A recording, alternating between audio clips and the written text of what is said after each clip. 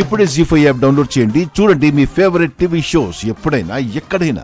నీకు బిడ్డ పుడితే మీ అన్నయ్యని చావు వెంటాడుతుంది.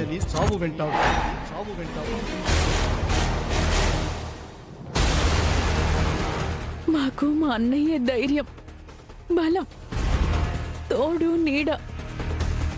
ఇప్పుడు మా అన్నయ్య ప్రాణాలకే ప్రమాదం అంటే ఏ బిడ్డని వద్దనుకోవాలో లేకపోతే మా అన్నయ్యని కాదనుకోవాలో ఏం తెలియట్లేదు స్వామి. అది నీ నిర్ణయం మీదే ఆధారపడి ఉంటుంది తల్లి. దీనికి దోష పరిహారం ఏమైనా ఉందా స్వామి? ఎందుకు లేదు? కాకపోతే ఒకటే మార్గం ఉంది. చెప్పండి స్వామి. మా అన్నయ్య కోసం అది ఎంత కష్టమైన పనైనా చేస్తాను. నాకు బిడ్డ ఎంత ముఖ్యమో మా అన్నయ్య కూడా అంతే ఇష్టం.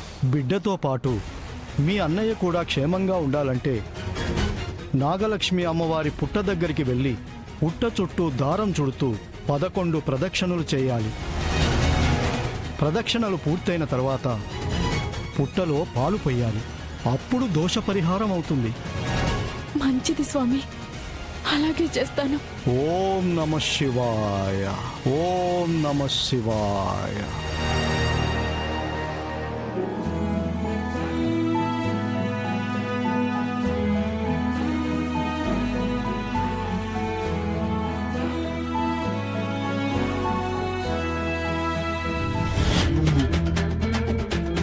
పని చెప్పగానే పుస్తకాలు ముందేసుకుని కూర్చుంటావు. అంతవరకు నీకు చదువు గుర్తురాదా?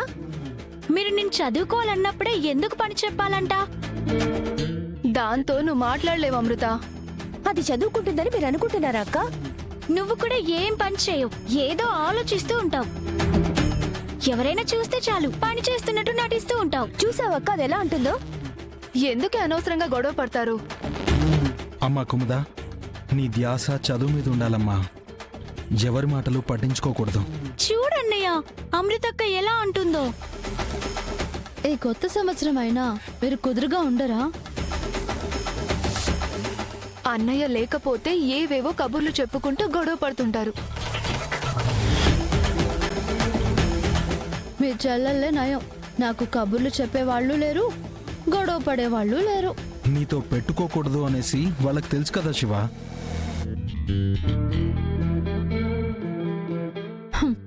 వాళ్ళు మాట్లాడకపోయినా పర్వాలేదు బావా, నువ్వైనా నాతో మాట్లాడాలి కదా.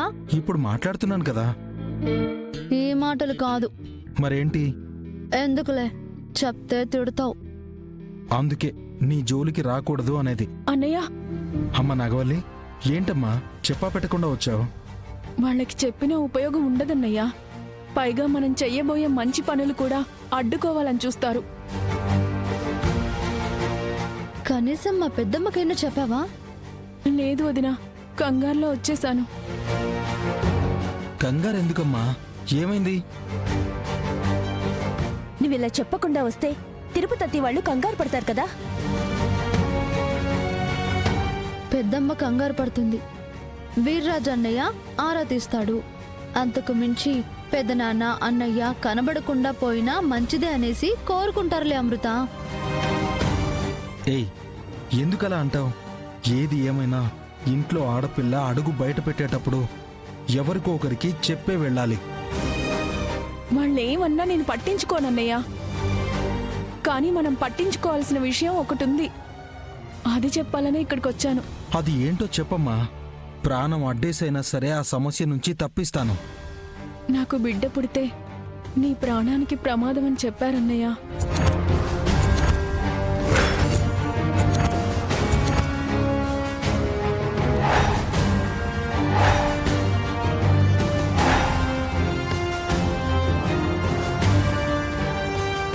అవునన్నయ్య, పుట్టబోయే బిడ్డకు దోషం ఉందంట.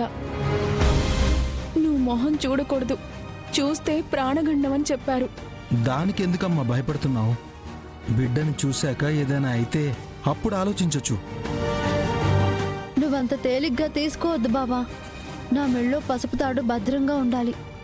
అప్పుడే జీవితానికో అర్థం పరమార్థం ఉంటుంది. నీ కడుపులో బిడ్డ పెరుగుతుందంటే అందరం సంతోషపడ్డాం. కానీ ఇలా జరిగిందేంటి? అన్నయ్య నీ బిడ్డను చూడాలని ఎత్తుకుని ఆడించాలని కలలు కన్నాడు. ఇప్పుడు ఆ బిడ్డను చూస్తే ప్రాణానికి ప్రమాదం అంటే ఎలాగే?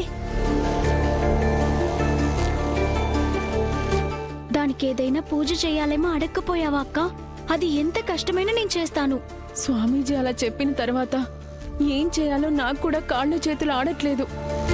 నా గంగాబావకి ప్రమాదం అంటే నా గుండె ఆగిపోయినంత పనైంది తెలుసా నాగవల్లి? మీరంతా ఎందుకమ్మా కంగారు పడుతున్నారు? దానికి పరిష్కార మార్గం ఉంటుంది. అవును నాగవల్లి, దోషం ఉందని చెప్పిన పంతులు గారిని పరిష్కారం కూడా అడగకపోయావా? అడిగాను వదినా. నాగలక్ష్మి అమ్మవారి పుట్ట చుట్టూ దారం చుడుతూ 11 ప్రదక్షిణలు చేసి నాగరాజుకి నైవేద్యం సమర్పించాలి అన్నారు. అవునా? తప్పకుండా ఆ పూజలన్నీ చేద్దాం. అయితే గుడికి వెళ్దాం పద అన్నయ్య. నేను కూడా ఈ రోజు స్కూల్కి సెలవు పెట్టేస్తాను. వదినా, నువ్వు కూడా స్టేషన్కి లీవ్ పెట్టేసేయ్. అసలు నువ్వెందుకే?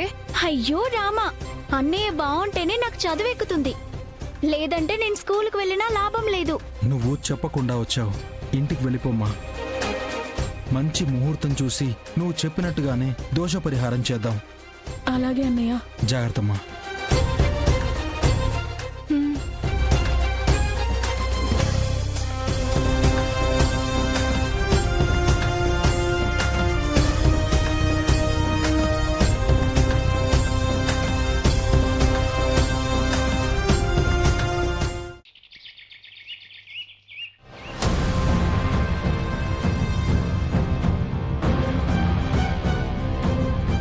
ఏమిందో చెప్పండి స్వామి.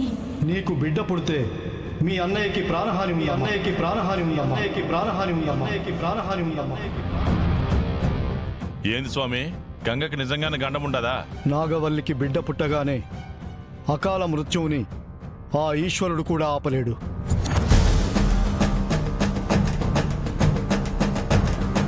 అయితే మన ఊరి సర్పంచ్ని కాపాడలేమా స్వామీజీ?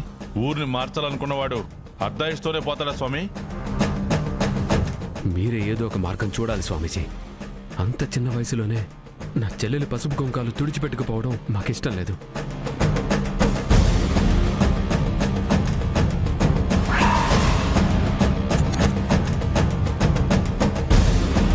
అదేంటండి, అలా చెప్పమని చెప్పింది మీరే కదా, మళ్ళీ మీరే కాపాడాలంటారేంటి?